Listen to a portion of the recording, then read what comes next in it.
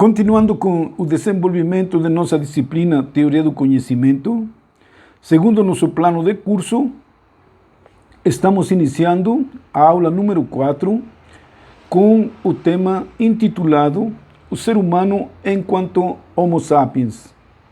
No conteúdo programático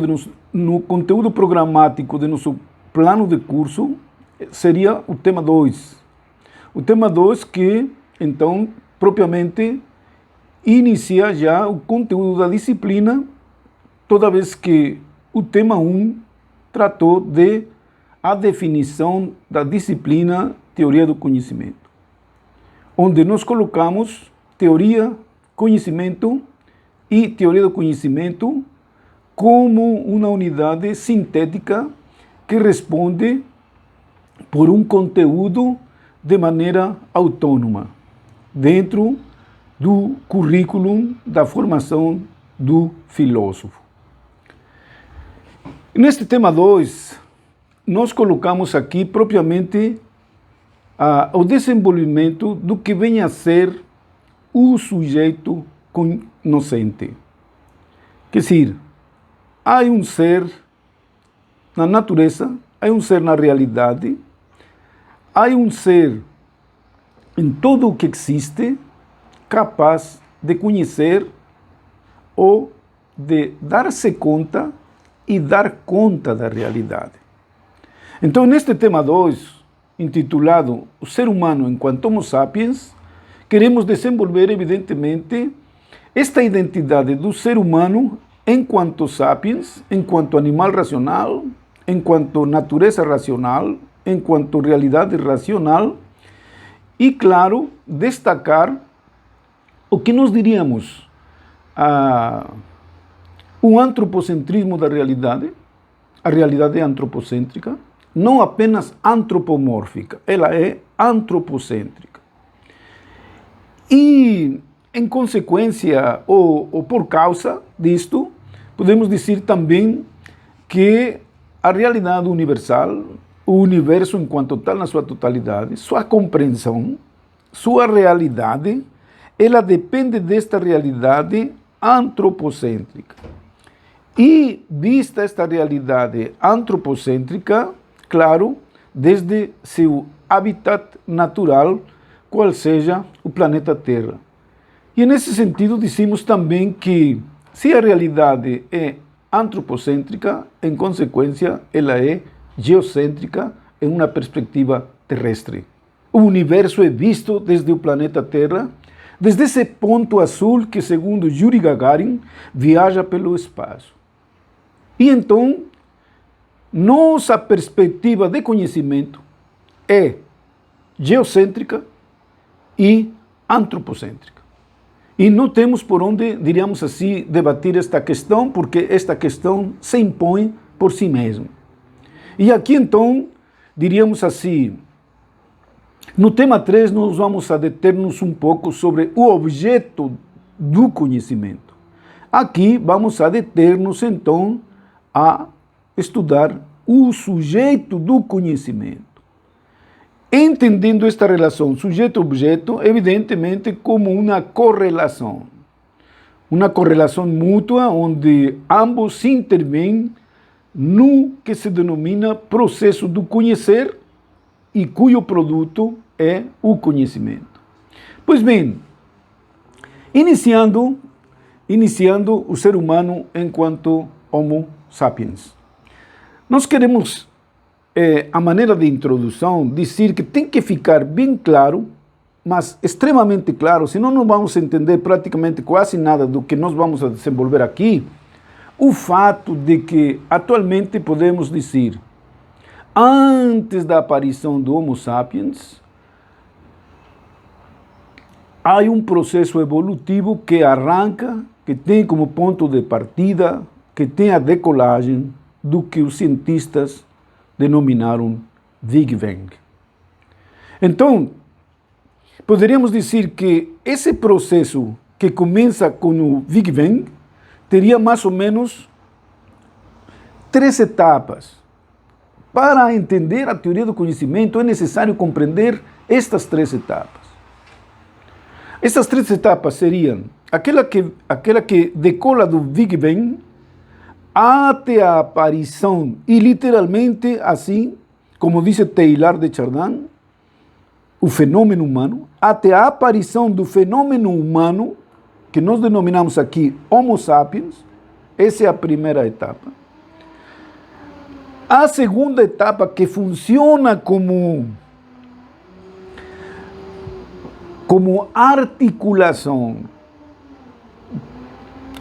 como ponte, como corrente, mas entendida esta corrente como um motor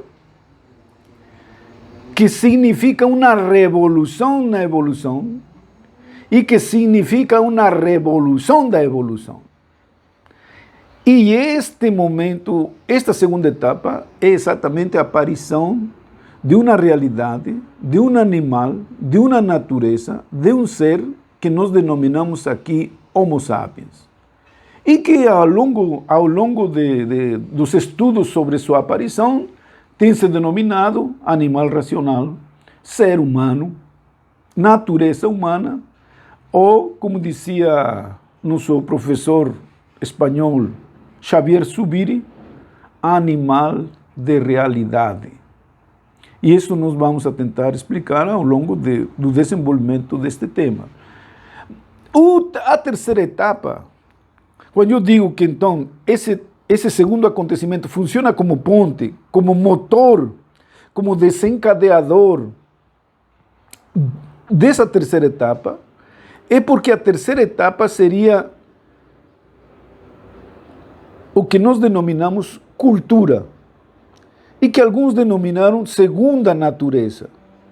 Mas esta cultura, ou esta segunda natureza, ela só acontece precisamente porque tem esse motor transformador que nós denominamos ser humano. E então, seriam bem distintas estas três etapas, do Big Bang até o Homo sapiens, e do que desencadeia a presença ativa, prática, transformadora desse animal racional a partir dele, e que nós denominamos cultura, e que José Honório Rodrigues dizia: a cultura é o conteúdo da história e a história é o corpo do tempo. E nesse sentido, então, dizemos, depois da aparição do ser humano, então aparece a cultura, aparece um mundo humano, aparece um universo humanizado, e é isto que nós conhecemos como processo histórico, e é isto que permite uma cronologia, a intervenção dessa categoria que nós denominamos tempo, que se acrescenta à categoria de espaço e que constitui, então, uma antropogeografia, que é o desenvolvimento da história em um determinado tempo, em um determinado espaço. Mas esta aparição da cultura e da história só é possível quando faz sua aparição nesse processo evolutivo do universo, isto que nós denominamos ser humano, e é o que nós estudamos a seguir. Eu trouxe aqui três livros para meramente ilustrar essas três etapas, que seria assim, pelo que diz relação à nossa teoria do conhecimento. Seria este texto do Big Bang aqui, de Saint-Simon. Então, este é o ponto de largada. Aqui temos a aparição do Homo sapiens, neste livro aqui, e trouxe aqui, podia ter trazido um livro de anatomia, possivelmente um pouco mais, diríamos assim, mais vistoso, e possivelmente até de maneira expositiva mais prática, mas quis privilegiar e, de certo modo, dar valor ao esforço de Miguel Nicolelis, aquele neurocientista que na Copa do Mundo de 2014, prometeu colocar um menino paraplégico para dar o primeiro chute na bola, onde seria o ponto de partida do início da inauguração da Copa do Mundo no Brasil. E conseguiu. Só que a televisão deu praticamente meio minuto, quase nada de tempo, para mostrar este menino paraplégico que conseguiu dar um chute na bola. Então, Miguel Nicolelis, ele coloca aqui o título, como o cérebro humano esculpiu o universo como nós o conhecemos. E por isso que coloca como subtítulo o verdadeiro criador de tudo. E aqui centrado, evidentemente, no cérebro. Este aqui, que valeria a pena, evidentemente, ler. Então vejam, temos aqui o ponto de largada, temos aqui o giro revolucionário dentro da evolução, a partir da evolução ou por cima da evolução. Há uma revolução na evolução, há uma revolução da evolução, com a aparição do Homo sapiens. E lógico, pelo que diz em relação à nossa disciplina, privilegiando, claro, o desenvolvimento do cérebro, a aparição do racional. E então, nesses 3 livros, podemos dizer, temos aqui contido esse processo que nós colocamos como 3 etapas, cronologicamente, que se desenvolvem ao longo da evolução do universo. Pois bem, por isto que, se falamos especificamente do Homo sapiens aqui, então devemos incrustá-lo, ou melhor dizendo, visto desde esse processo evolutivo do universo, que começa com o Big Bang, então nós podemos dizer aqui o que nos disse André Bourguignon. E vou ler para ilustrar as etapas, mas vejam bem, não percam o fato de que ele tenta trazer o fenômeno humano, a aparição do Homo sapiens, desde o Big Bang, lendo-lo como um processo genético, ou possivelmente como um método que dizia Michel Foucault, um método arqueológico. Trazer desde lá atrás, desde o princípio, desde a origem, esse processo até a atualidade. E ele disse o seguinte, entendam bem o que ele está dizendo. Ele está dizendo que vai situar o Homo sapiens desde o Big Bang. Não praticamente no momento de que nós podemos distinguir a passagem da animalidade para a humanidade. Não. Muito atrás, desde o Big Bang. Então, o que ele diz? Paradoxalmente, o homem é, ao mesmo tempo, o mais velho e o mais jovem dos animais, pois é fruto da mais longa evolução. Desde o Big Bang, ele já existia virtualmente como uma possibilidade oferecida à matéria. Mas para que essa potencialidade, e aqui podemos lembrar-nos de Aristóteles, ato e potência e ato, e eu diria assim, conversando um pouco, dizendo, a potência é um modo de ser da matéria, então podemos dizer o ato potencial. E quando isso que está como uma semente que vai a desabrochar, se realiza, então passa a ato. Mas sempre a realidade se movimenta em potência, ato, potência, enfim. E esse é o movimento da realidade, para Aristóteles. Então vejam, desde o Big Bang ele já existia virtualmente como uma possibilidade oferecida à matéria. Mas para que essa potencialidade se atualizasse, foi necessária uma sucessão inimaginável de ocorrências aleatórias. Isto não está pesquisado. Por exemplo, os teólogos, os biblistas, sobretudo de tradição cristã, judaico-cristã, eles vão levantar muitas questões sobre os buracos, sobre os espaços vazios que não se consegue preencher através do método científico. Mas isto não altera o fato de pensar-se esta teoria do Big Bang. Não altera. Sabe-se que haverá ainda muito que pesquisar, mas isto não altera. E os próprios cientistas o reconhecem, por exemplo, quando dizem que foi necessária uma sucessão inimaginável de ocorrências aleatórias. Ele não se fez num dia. Os átomos que o constituem são mais antigos que a Terra. Claro, a Terra vem nesse processo do Big Bang evolutivo, não é? E por ser seu código genético, ele tem cerca de 4 bilhões de anos.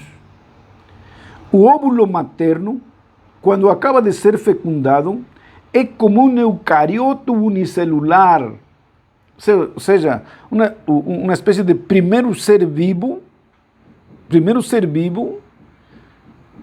que está constituído de uma célula. É como um eucarioto unicelular de 1,5 bilhão de anos. A origem de suas vértebras remonta a 430 milhões de anos. A estrutura histológica de seus dentes e de seu maxilar inferior tem 400 milhões de anos. E seus membros pentadáctilos, os pés e as mãos, pouco aperfeiçoados, 350 milhões.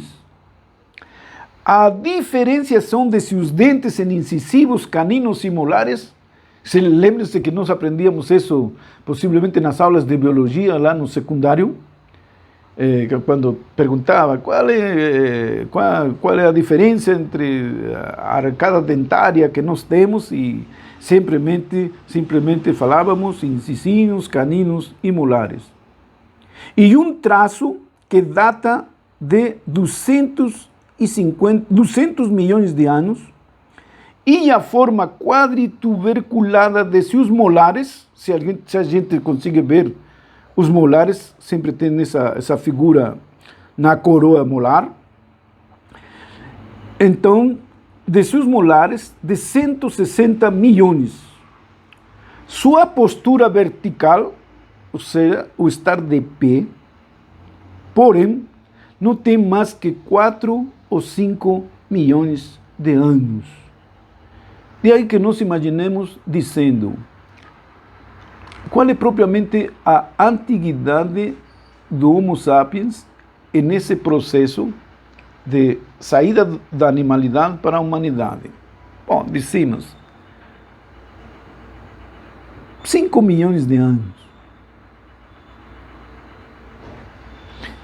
Pois bem, é isto que nos diz aqui o Bourguignon, que o ser humano, enquanto que depende geneticamente de todo o processo do universo, então pode-se calcular essa quantidade de bilhões de anos que ele vem sendo constituído dos próprios elementos do universo. E aqui nós dizemos, o processo do universo, quando nós falamos de antropocêntrico e geocêntrico, queremos dizer o seguinte. Segundo Stephen Hawking, ele vai a colocar este processo do Big Bang, uma breve história do universo. Esta é uma página do livro O Universo numa Casca de Nós, de Stephen Hawking. Nesta imagem, que vocês têm nesses textos que nós mandamos através de seu e-mail, então aí vocês vão encontrar como todo o processo do Big Bang até o ser humano, que George Gamow coloca entre 13,5 bilhões de anos e Marcelo Gleiser e Stephen Hawking arredondam em 15. Então, esse processo seria mais ou menos assim, brevemente dito.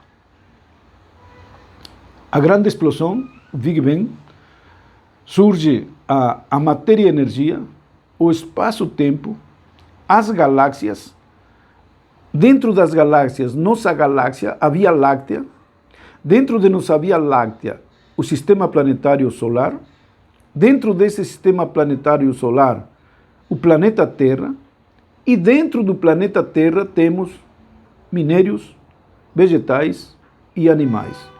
E está o quadro montado disso que nós dissemos antes da aparição, rigorosamente, do fenômeno humano.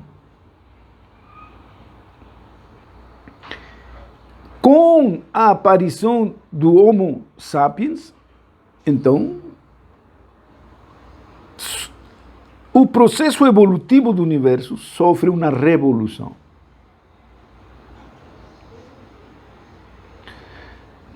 Há uma revolução na evolução, porque aparece alguém distinto, diferente, com um salto qualitativo de todo ser dentro da realidade.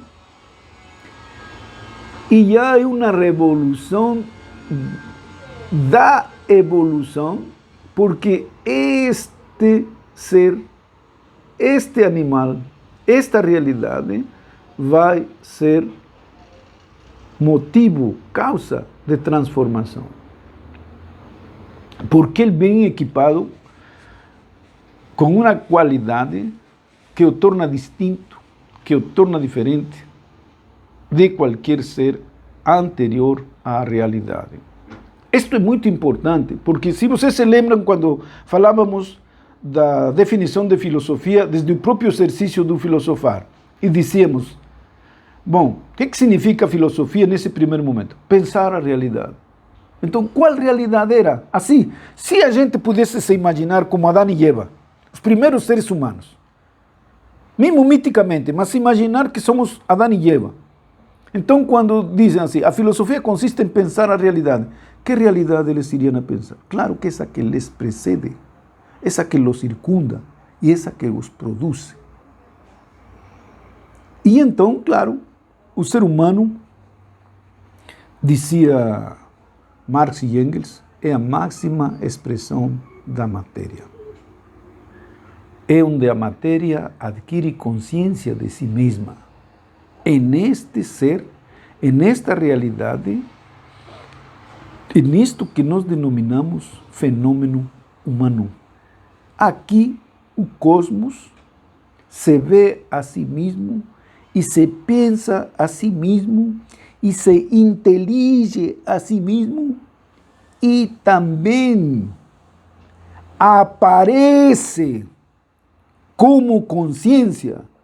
Por isso, quando nós dizíamos, citando aquela frase de Hegel, todo racional é real e todo real é racional, é porque somente com esta mediação do Homo sapiens, do animal racional, aparece especificamente a realidade. Antes da aparição dele, nem as galáxias, nem os planetas, nem as estrelas, nem a matéria em si tinha condições de dar-se conta e dar conta da realidade. Já que estávamos falando aqui da frase de Hegel, então seria interessante que a gente compreendesse que Hegel fala para distinguir a realidade do universo antes e depois do Homo sapiens. Ele diz, essa realidade anterior à aparição do Homo sapiens, e aqui utilizamos um palavrão alemão, ele vai dizer, essa realidade, quando nos queremos referir a essa realidade anterior ao Homo sapiens, podemos denominá-la Realität, ou seja, a realidade natural, a simples realidade. Lógico, caríssimos, que eu estou dizendo que se compreenda e que se entenda perfeitamente isto. Porque se eu digo que somente a partir da aparição do fenômeno humano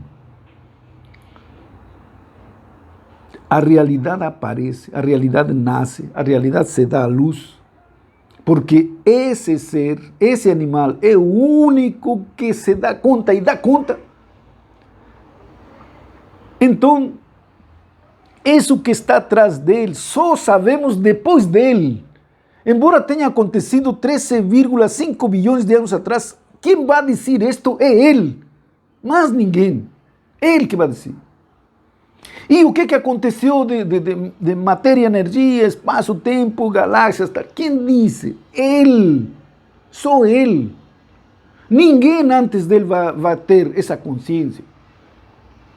Então, se a gente quisesse dizer assim, isso é anterior ou posterior? Bom,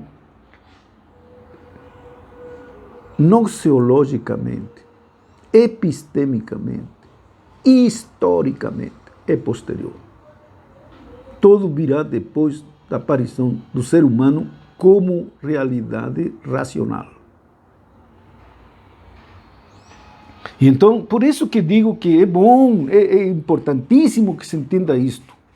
Esta relação entre Big Bang, a aparição do fenômeno humano e o que acontece posterior a ele. Bom, dizíamos, essa realidade anterior, Hegel denomina realidade como realidade natural. Não poderíamos dizer realidade sem consciência. Por quê? Porque se já estamos denominando realidade ou realidade natural, já temos o carimbo da inteligência, da presença do ser humano aí. E por isso que é bem difícil dizer, a filosofia começa realizando-se em si mesma.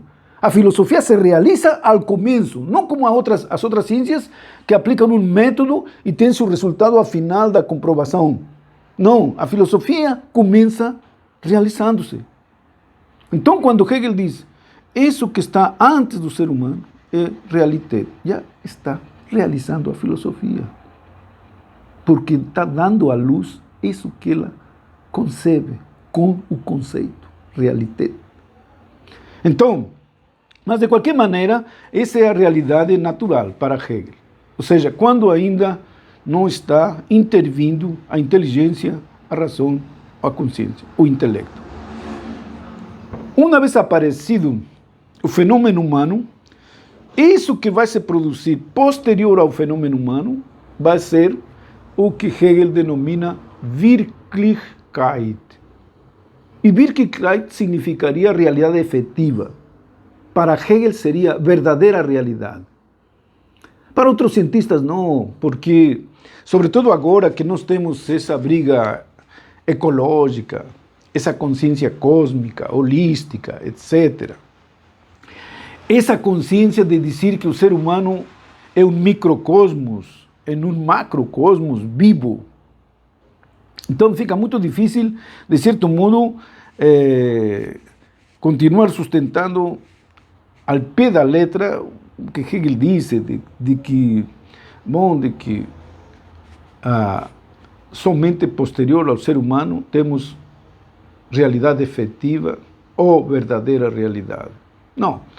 Antes do ser humano temos realidade, evidentemente, só que a tomada de consciência dela, tomar a seu cargo a realidade, só acontece com o ser humano, com o animal racional. Isso também é o que Hegel quer dizer em definitivo, que depois da aparição do fenômeno humano, a realidade natural muda, essa realidade muda, por isso denomina Wirklichkeit. Quando esta realidade recebe a impronta, recebe o carimbo da inteligência, da razão ou do intelecto. E isto é o que se denominará Wirklichkeit. Lógico que essa realidade racional é o esforço permanente do ser humano de querer saber e de exercitar-se na sua capacidade intelectual, sem querer dizer com isto que esgota a realidade. Nós dizíamos na aula anterior, a realidade é um espaço maior sempre, é uma reserva de realidade diante do esforço da inteligência, diante do esforço do Homo sapiens. Pois bem, mas saindo já desse esquema do Big Bang até a aparição do Homo sapiens, e nesse primeiro ponto de nosso tema, nos disse aqui Jules Carles, se queremos resumir o que a paleontologia nos ensina, podemos dizer que o gênero humano se divide em 3 espécies: Homo habilis, Homo erectus e Homo sapiens. Claro que esse Homo habilis é já a primeira etapa da transformação, de passar do Australopithecus para o processo de hominização e humanização. Então, a passagem da animalidade para a humanidade, segundo Jules Carles, se realiza evidentemente nessa passagem da animalidade para a humanidade, através do Australopithecus, aquele que nos liga verdadeiramente à animalidade, e no seu desenvolvimento evolutivo vai aparecendo o Homo habilis, o Homo erectus e o Homo sapiens. Este é o que nos interessa. Aquele que aparece com sua capacidade racional. Continuando com nosso itinerário de aula, então, o ponto 2 nos diz Jules Carles, ou seja, levando em consideração que a passagem da animalidade para a humanidade através do processo do Australopithecus, bem esse processo de hominização e humanização através dos homínidos que são Homo habilis, Homo erectus e Homo sapiens. Chegando a este momento, nos diz Jules Carles, quando nos referimos ao primeiro homem, e aqui fica difícil, de alguma maneira, falar de primeiro homem, porque, claro que não se tem como comprovar exatamente o momento da aparição do ser humano. Então, com esta, diríamos assim, carga de imaginação, Jules Carles diz, quando nos referimos ao primeiro homem, supõe-se que entre os seres que não podiam ter esse nome, apareceu de repente o primeiro ser vivo que merecia o nome de homem. Aqui nós devemos levar em consideração a prudência, ou se se pode falar, a honestidade intelectual que muitos antropólogos, arqueólogos e paleontólogos realizam ao falar especificamente de este momento em que teria aparecido o primeiro ser humano. E por isso que falam com esse linguajar de repente apareceu o primeiro ser vivo que, pelo seu modo de ser, pela sua manifestação, pelo comportamento de vida, recebeu o nome de ser humano. Agora, eis aqui onde nós dizemos,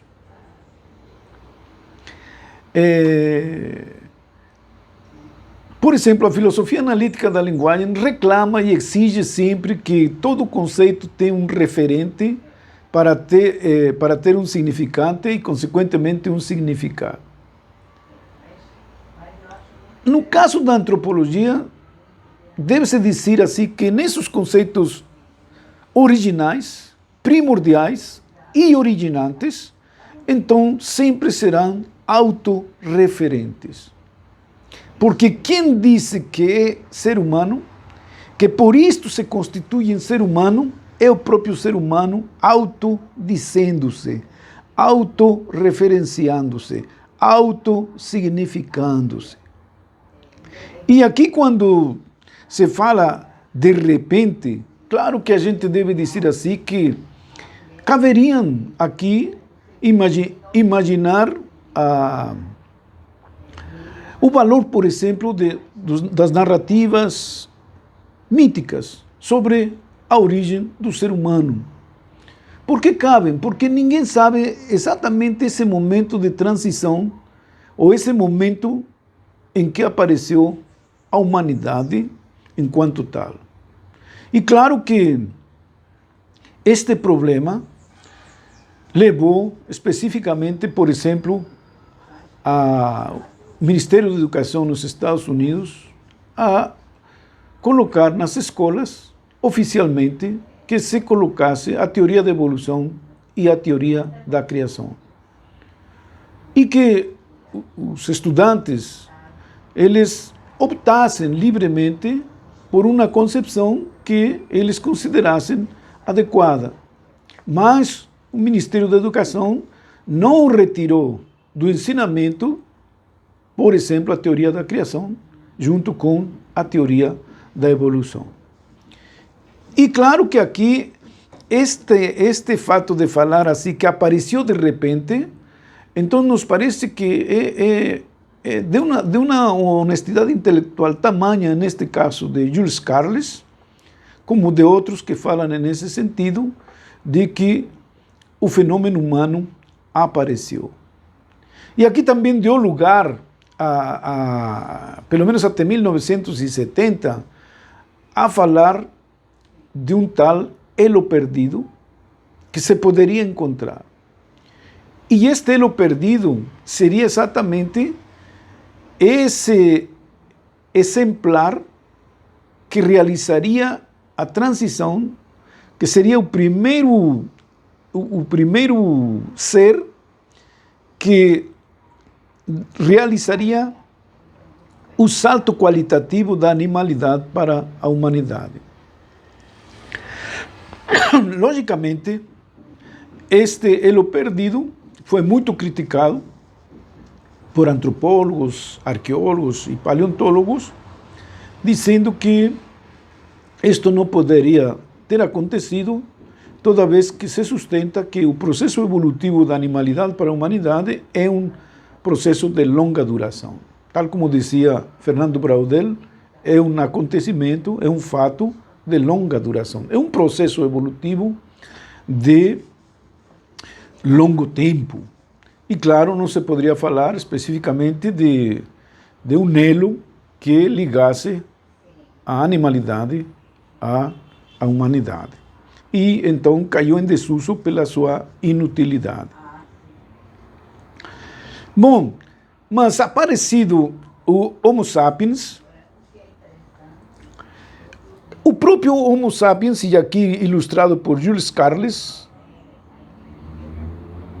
diz: qual será, pois, o ponto essencial e novo, a característica de tal modo importante que exige uma mudança de nome neste fenômeno, neste animal, nesta natureza, neste ser que aparece agora e que nós denominaremos Homo sapiens, ou melhor dizendo, que ele vai a se auto-reconhecer, autodefinir e autonomear como animal racional. E claro que aqui nós não queremos, de certo modo, realizar uma antropologia meramente unidimensional, sublinhando o caráter racional desse animal humano, dessa natureza humana ou desse ser humano. Não. Nós reconhecemos aqui a pluridimensionalidade do ser humano, entendendo-lo como homo religiosos, entendendo-lo como homo teológicos, entendendo-lo como homo utópicos, entendendo-lo como homo artísticos, entendendo-lo como homo econômicos, enfim. E não queremos, quando sublinhamos seu caráter racional, realizar uma unidimensionalidade do ser humano. Ou melhor dizendo, nós reconhecendo toda essa pluridimensionalidade de manifestações do ser humano que o identificam e que o definem, aqui, por causa de nossa disciplina, teoria do conhecimento, nós queremos determos e sublinhar seu caráter racional. E somente nesse sentido é que nós nos referiremos aqui especificamente a esse caráter racional. Assim como o próprio Jules Carles, nesse ponto 3, nos disse: o homem pensa, é a sua fraqueza e a sua força. Quer dizer, a identidade humana desse animal é aqui entendido como sua capacidade racional, como o desenvolvimento da inteligência ou do intelecto. E aqui, claro, dizemos que o ser humano, ao se definir como Homo sapiens, como animal racional, então dizemos que essa característica não é acidental, não é aleatória ou circunstancial, ou meramente de oportunidade. Não, ela é fundamental e pertence a seu próprio ser como identidade humana. E nesse sentido nós dizemos que então ele é um animal, mas é um animal humano. Ele é uma natureza, mas é uma natureza humana. Ele é um ser como todos os outros seres, mas é um ser humano. E aqui, concretamente, essa humanidade desse animal, dessa natureza, desse ser, queremos identificá-la como sua dimensão, como sua capacidade, sua qualidade racional. Por isso que concordamos com Jules Carles quando disse essa característica. Quando ele diz, qual será, pois, o ponto essencial e novo, a característica de tal modo importante que exige uma mudança de nome nesse ser, nessa natureza, nesse animal, nós dizemos, evidentemente, sua capacidade racional, sua qualidade racional. E por isso, claro, o ser humano pensa. E para muitos, esta é sua grandeza, esta é sua nobreza, esta é sua altíssima dignidade, mas também esta é também sua fragilidade. Pois bem, agora, claro que como nós dizíamos, esta capacidade racional se manifesta de diversas maneiras, evidentemente, e desencadeia o que se denomina processo cultural. A cultura é fruto do exercício de sua capacidade intelectual. E a cultura, segundo Paulo Freire, definida como tudo o que o ser humano cria e recria, constitui o conteúdo de um processo que denominamos história. Essa aventura humana que é recolhida pela própria inteligência desse animal humano e que a transforma em ciência e que a constitui na ciência da história. E o conteúdo desta história é exatamente toda essa produção cultural. De tal forma que José Honório Rodrigues, e aqui citamos José Honório Rodrigues porque estamos falando para estudantes de história, e ele é um historiador brasileiro. E ele dizia mais ou menos assim, que a cultura é o conteúdo da história e a história é o corpo do tempo. E claro que este conteúdo da história é fruto da capacidade racional. Mas evidentemente que a cultura ela se manifesta de múltiplas maneiras e a história também é um processo múltiplo.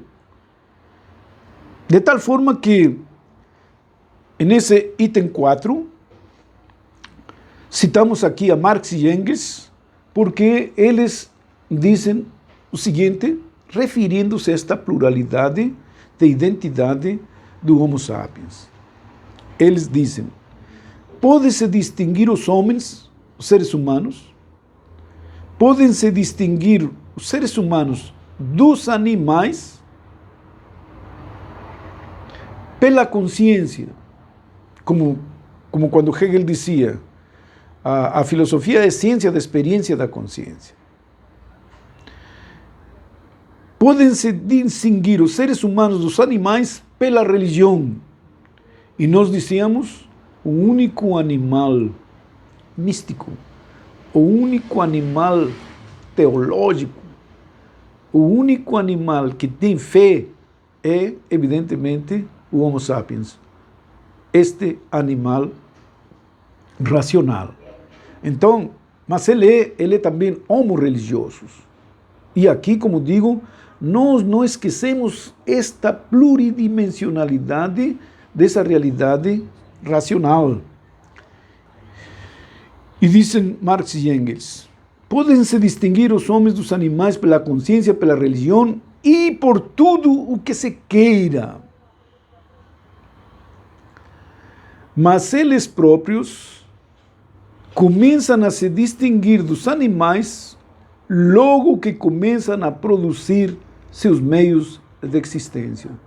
E aqui nós dizemos, a capacidade racional do ser humano, diríamos assim, é usada imediatamente, é um instrumento imediato, é uma mediação imediata para manter-se vivo. E a inteligência, e sua capacidade racional, e sua capacidade intelectiva, ela é usada, instrumentalizada, e é uma ferramenta, em primeiríssimo lugar, para ele se manter vivo. E nesse sentido, podemos dizer que a sobrevivência, ela provoca, ou motiva, ou promove essa qualidade, essa sutilidade do exercício racional, porque é necessário, de maneira imediata, que ele se mantenha vivo. E, claro, para manter-se vivo, é necessário, claro, produzir seus meios de existência. E aqui se desenvolve uma série de necessidades sociais, necessidades materiais, que atualmente, claro, sublinham muito a corporalidade, sublinham muito a materialidade deste animal racional. De tal forma que atualmente se sublinha muito a imanência em detrimento da transcendência. Ou, se vocês quiserem, se sublinha muito o corpo em detrimento do espírito. Porque é fundamental, se entende, que verdadeiramente o corpo seja o fundamento desta espiritualidade. E claro que nós entendemos, como Marx e Engels dizem, que a inteligência ela é capaz, então, de promover esta sobrevivência no sentido de apoiar o desenvolvimento vital desse ser humano entendido como animal racional. E então, ao produzir-se os meios de existência, manifesta também essa dimensão racional, essa dimensão intelectiva do ser humano. E aqui, claro, se desenvolve propriamente a história e mostra esse desenvolvimento histórico que esse Homo sapiens, primeiro, é um animal cultural e, se a cultura é o conteúdo da história, então esse animal cultural é também um animal histórico. Mas deve-se sublinhar aqui que esse processo cultural, enquanto manifestação do Homo sapiens, e que se realiza num processo de longa duração chamado história, e então adquire também a dimensão de animal histórico, dizemos,